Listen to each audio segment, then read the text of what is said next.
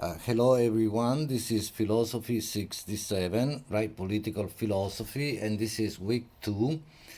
We are doing today basically something around Carl Schmitt, right? So the question of sovereignty and the enemy. This is part one of the class. Remember, week one to week four is the title is sovereign power, and then dialectical subversions. So we did Hobbes last time. Chapters from Leviathan, chapters 10 to 16, plus the introduction, right? And remember also that I have revised the syllabus twice, actually, once to also add this note about very important about interacting in the discussion forum with other people, at least one more person, right? So you write your entry but also interact with others. That's the idea of having a discussion forum, having a discussion. So and then also because I took away the reading material around right Carl Schmitt, the concept of the political, and added a chapter from Humanity and the Enemy, my book, on Schmitt and on the question of the enemy. So in any case, so the discussion entry remains the same that you had to do for today. Remember that the discussion entry for today is precisely right. I mean, probably there are two questions. What is the idea of the enemy, and then also the question of friendship and peace, and then the journal entry is around the question of sovereignty, right? Let me go there quickly, and it is it takes time today for some reason. So it is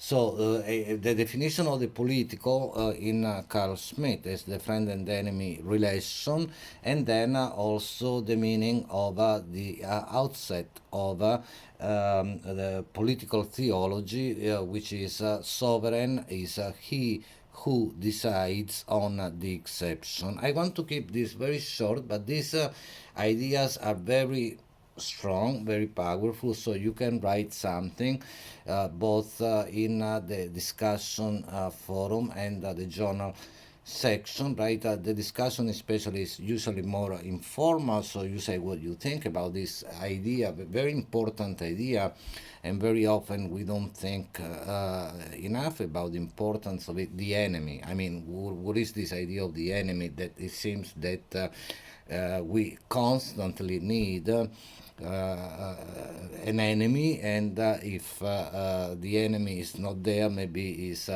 fabricated, right? And that relates, of course, to the question of sovereign power and also the sovereign exception. I was almost tempted to also add another article that I wrote on Schmitt on the sovereign exception. If you want to read it as an optional reading, then let me know. I will send it to you, or post it on Blackboard. The sovereign exception. Again, that's the idea. That you find, and I want to be quick today, but again, the idea that you find precisely at the outset, like I said, of a political theology, right? I'm asking you to read from page 5 to page 66, basically the whole thing. But I highlighted some sections, passages for you.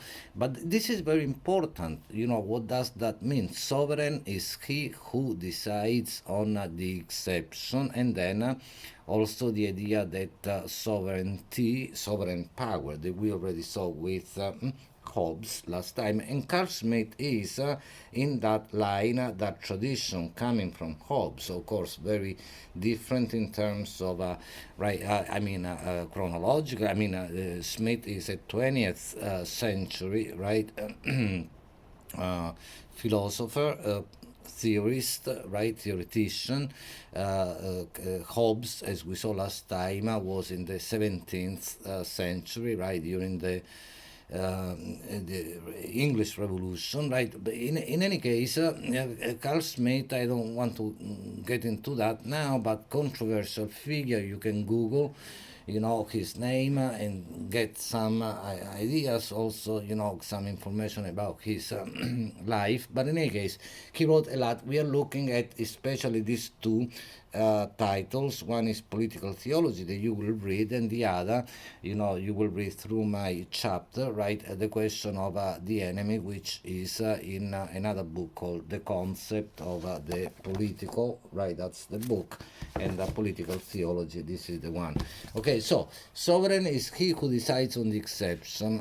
Think about that. Is the exception uh, made by the sovereign, or is the sovereign simply, highlighting the fact that there is an exception, an emergency, the state of exception or state of emergency? You can think about the COVID pandemic right now. I mean, certainly no one can deny, although there are those who deny that there is, a serious, or at least there have been in the past, at least those who have denied that. Maybe now they are not as adamant about that. But in any case, the idea that there is an epidemic and then a pandemic, right? I mean, this is undeniable, and this also has brought about a situation of course, emergency with measures at various levels, lockdowns, and so on and so forth. I mean, as we know.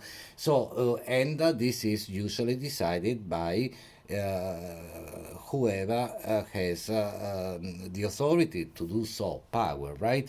So that's, but very often, there is also this sense that the sovereign is he, usually he, as Carl Smith says, who decides on the exception in the sense of making this creating the exception, fabricating the exception, right?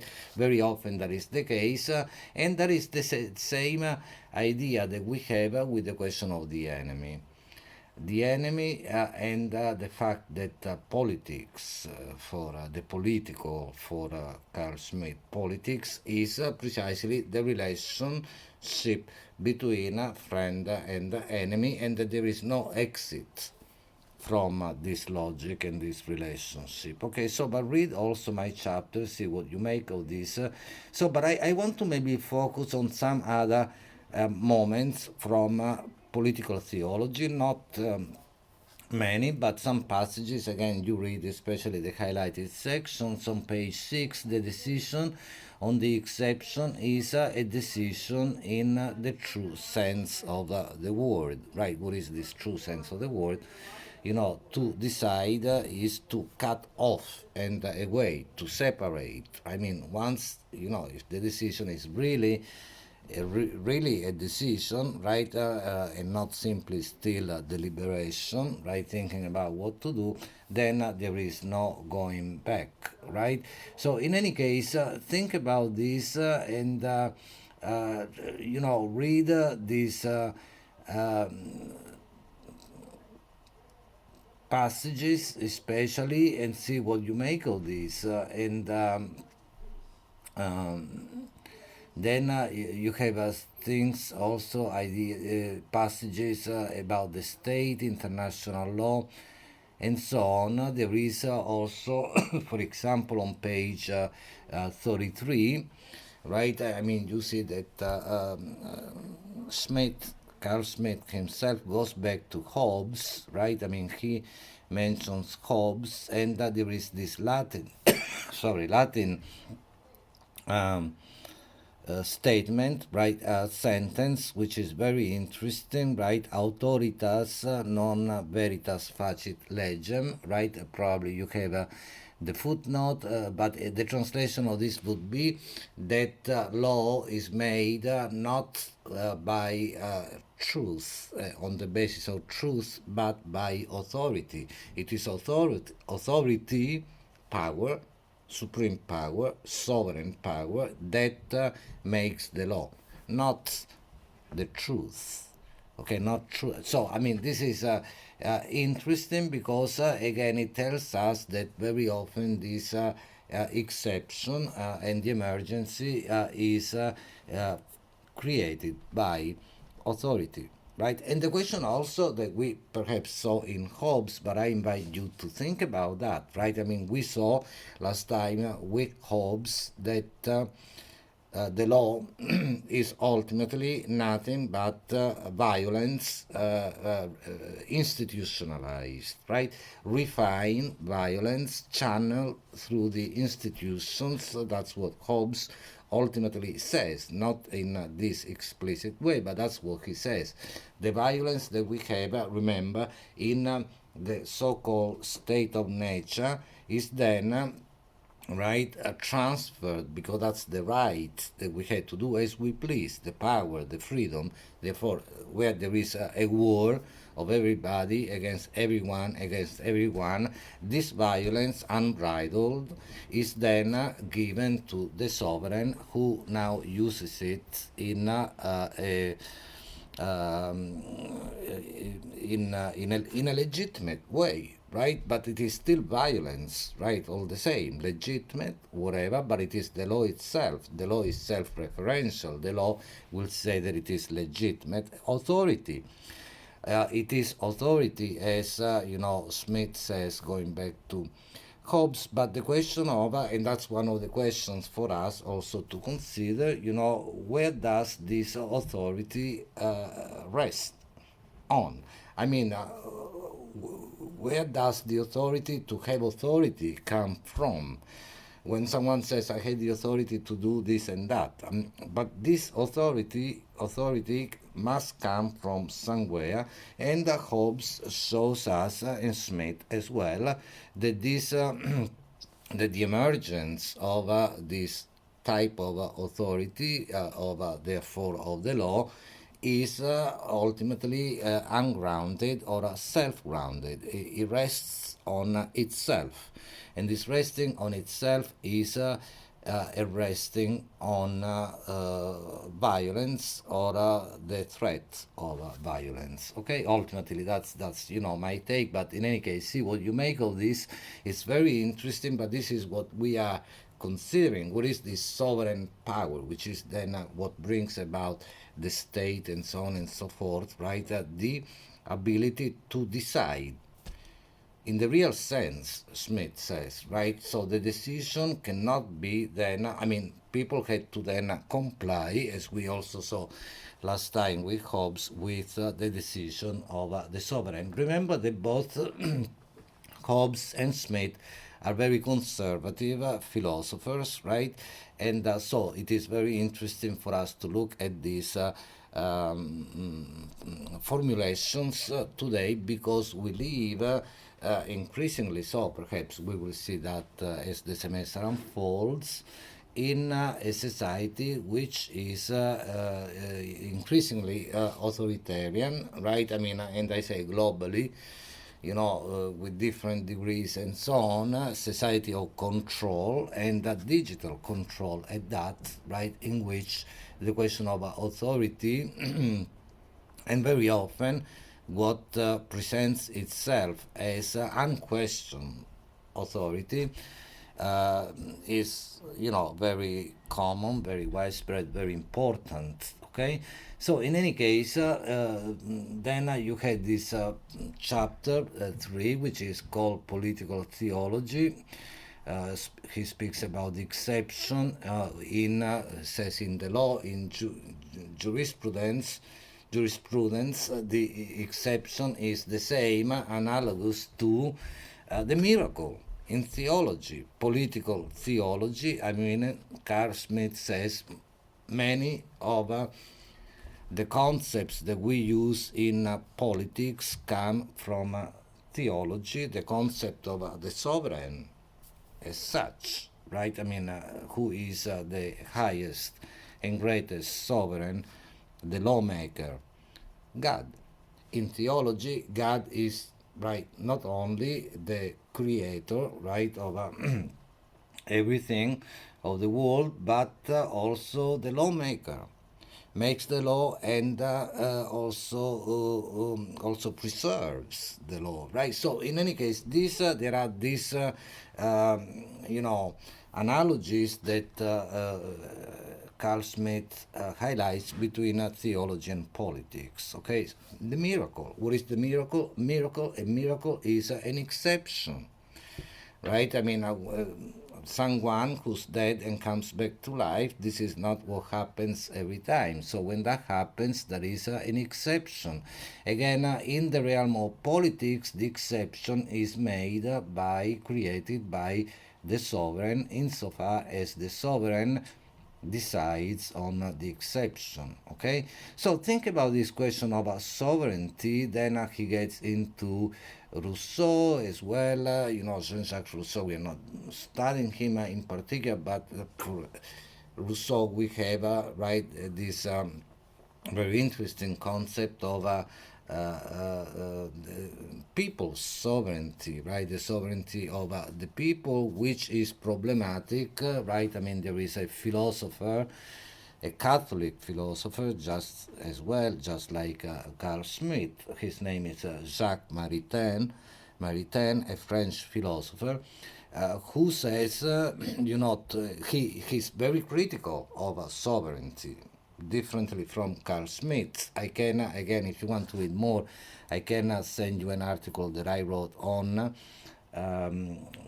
Jacques Maritain and Carl Schmitt on the question of sovereignty, but for him, sovereignty, and then in particular, in particular, people's sovereignty, the sovereignty of the people is a paradoxical idea, because it would be like having the people above the people, because sovereignty always calls forth this idea of superiority, of supreme power, of a position of precisely the king, the sovereign, the king, and the subjects, those who are subjected to the king. In any case, then I hope I hope that I gave you some ideas on page 52.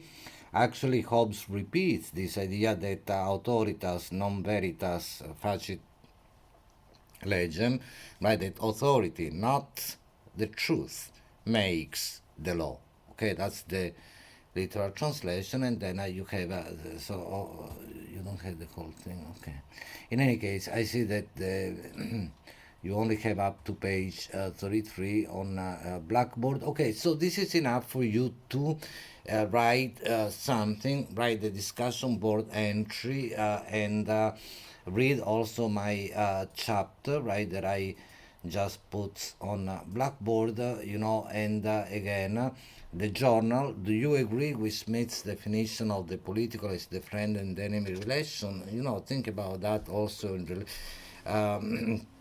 on the basis of your own experience, your own thinking, but read the chapter that I wrote on that, and what is the meaning precisely that we spoke already about. The sovereign is he who decides on the exception. Okay, so in any case, the question of the enemy is, as I say on page 25, you will see of that chapter, Smith goes back to the Latin and Greek words for the distinction between the political and personal enemy. So he's speaking about the political enemy, and this is very interesting. And so he goes back also to the question, for example, that everybody knows in the Bible, the New Testament, the idea love your enemies. So the question is very interesting. How can you love your enemy, right? And but that's interesting also. That becomes very important when you look at this from the ethical point of view, right? Because again, in ethics, and if you will, for example, in bioethics, biomedical ethics, think about the important the Hippocratic oath, right? That is at the basis of medical ethics, right? But also general ethics, right? At least do no harm, right? I mean, if you can't help, if you can't do good, promote good, at least refrain from, doing bad things, evil things, doing harm, okay? So if this is applied, and especially in the medical profession, then that becomes very important because even the enemy is then, if you will, the humanity of the enemy, whatever the enemy is, very often just a fabrication, whatever the dignity of the enemy is, must perhaps be respected. So, in any case, look at this, consider this very problematic concept of what the enemy is, and how one should relate with the enemy, and what is also friendship, the idea of the friend. What is this friend and enemy relationship that we always have in politics? I mean, Carl Schmitt says humanity, for example, is not a political concept because humanity has no enemy as such, right? Because that would be something beyond outside humanity. If anything, then we would have to look for an enemy in that sense. But that's very interesting because very often, precisely when we have the enemy, what happens is that the enemy is dehumanized. There is this dehumanization of the enemy. So that always goes with the concept of the enemy. So is this okay? Let's put it this way, or is this rather a highly problematic way of looking at life, a reality, a political life, political reality? And the question of sovereignty, sovereign power, the sovereign who decides on the exception. Then next time we will also look, because as I said, the first part of this class is called sovereign power, and then subversions, dialectical subversions of this paradigm, this logical sovereign power. And next time we will see, already starting with Hegel and then Marx, that perhaps this whole paradigm of sovereign power is not probably as strong as it might at first seem to be. Okay, so in any case, make sure that you do the discussion board entry and that you interact. Remember that although I don't give a letter grade for the discussion forum, I make a note of it. Everything is there on Blackboard. It does constitute, right, something like the 30% or something like that of your total grade, 20%. Okay, still, and then. You do the journal entries, which is a more formal. It's every time it's at least 120, right? From 100 to 200 words, I believe I say, right? And then the final essay, final reflective essay, which will be done into two drafts, because this is, right? Remember, the first draft, the second draft, in the order of at least 600 words. That's at the end of the semester, okay? So see you next time. Thank you.